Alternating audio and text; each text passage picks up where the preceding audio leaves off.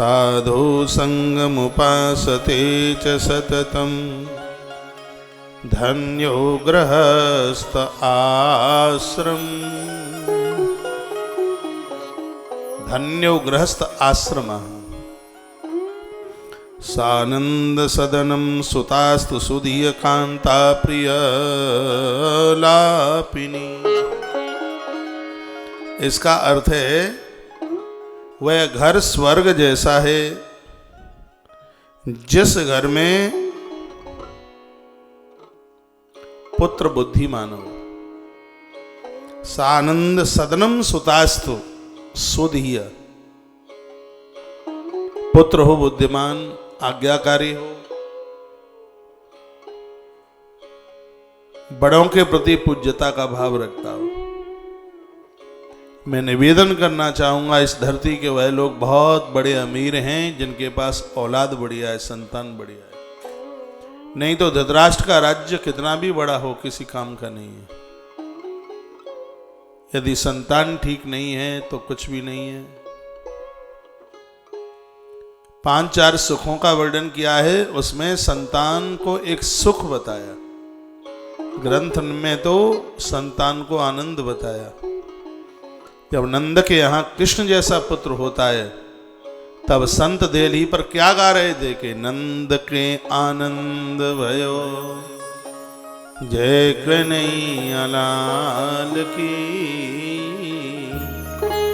यशोदा जी ने बेटो जायो जय कन्हैया लाल की, भारत को उजियारो आयो जय कन्हैया लाल की, कंस कुमार निवारो आयो जय कन्हैया लाल की, कालिय कुनाथन वारो आयो जय कन्हैया लाल की, नंद के आनंद भयो जय कन्हैया लाल की, नंद के आनंद भयो जय कन्हैया लाल की।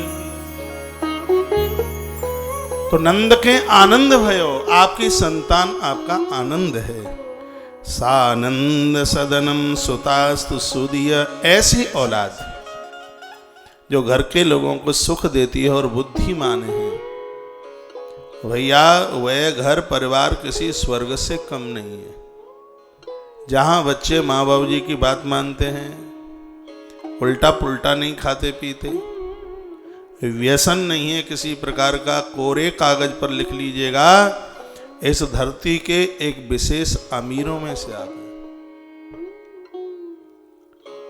पूर्व के किए गए पुण्य ही संतान बनके और पाप ही औलाद बनकर के आते हैं।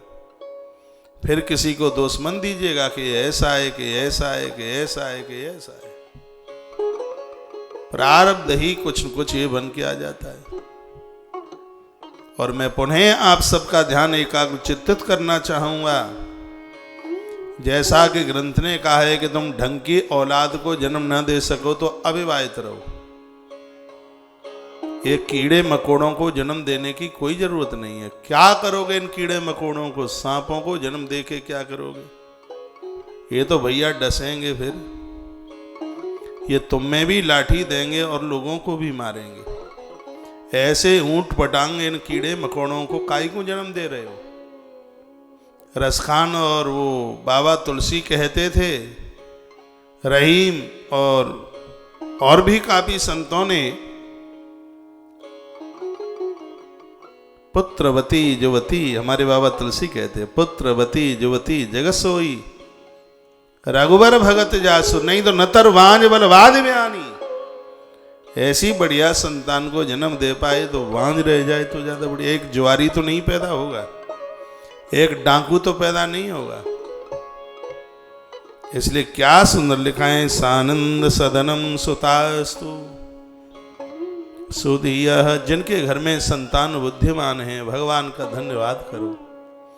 परमात्मा ने आपको एक बहुत बड़ा रतन दे दिया है। आपको औलाद बढ़िया मिली है, संतान बढ़िया मिली है, आप बड़े भाग्यवान हैं। ईश्वर का धन्यवाद कीजिए। जिस घर में संतान ढंग की है, बढ़िया है, उनके लिए स्वर्ग घर में है। बिन के लें तो हरिद्वार, काशी, वाराणसी, सिगरे घर में चल के आ गए। आज कितनी बड़ी दुविधा की बात है, 10-10 साल के बच्चे शराब पीते हैं।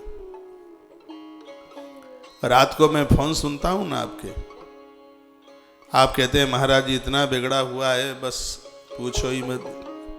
हम कहते हैं जन्म तो तुम नहीं दो, काय को दो ऐसो जन्म, पहले सोच लेती, मलूक संतान को जन्म देती।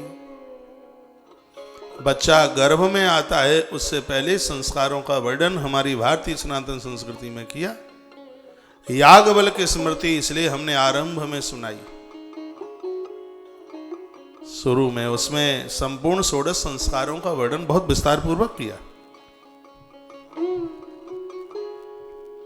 भैया काय की माता हो, जब ढंग की संतान का औलाद का जन्म नहीं दे पाए तो क्या सुंदर श्लोक है, सानंद सदनम सुतास्तु सुदिया।